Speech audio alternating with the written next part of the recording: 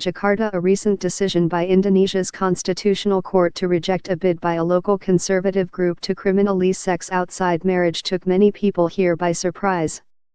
As the proposed ban on premarital sex would include same-sex relations in a country where gay marriage is outlawed, the ruling against the petition also drew applause from lesbian, gay, bisexual and transgender, LGBT, groups. Some news reports, particularly by the Western media, even went as far as to say the decision was a blow to the growing influence of religious hardliners in Indonesia. Such conclusions are premature. First, it should be noted that the decision of the 9-member bench was a narrow 5-4 cliffhanger.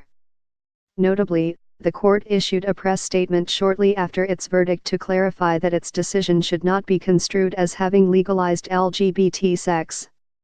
The judges also advised the petitioners from the Family Love Alliance of Indonesia, better known as ALA, that they should look to Parliament if they wanted to outlaw premarital and gay sex.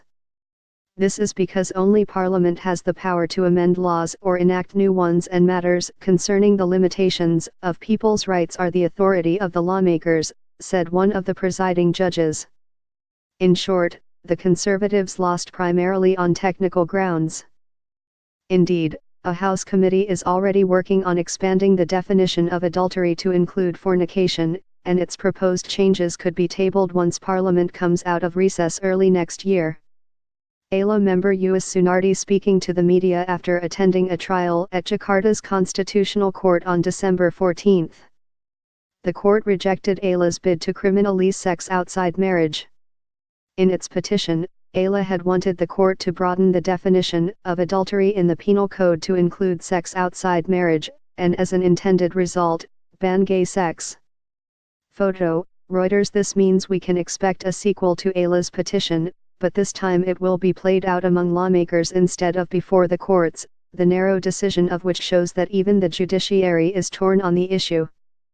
The petition by ALA and the move to broaden the definition of adultery can be seen as a pushback by conservatives against not only lax sexual mores, but also the legal framework, which they believe has led to such un-Islamic behavior.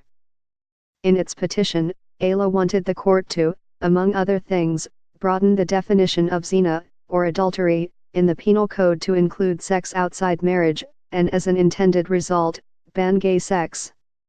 As Indonesia heads into an extended election season next year, it is not unreasonable to expect public morality being used to attack political rivals. They argued that current laws, enacted by the Dutch colonial government, were based on Western liberal norms that are secular in nature and thus contradicted Indonesia's state ideology Pancasila, which holds, among other things, the belief in the one and only God. ALA also argued that action had to be taken to arrest the morally corrosive influence of the LGBT community, particularly after legalization of same-sex marriage in the United States. Issues of morality are a source of tension in Indonesia, which is home to the world's largest Muslim population but is also governed by a secular constitution that promotes pluralism and diversity.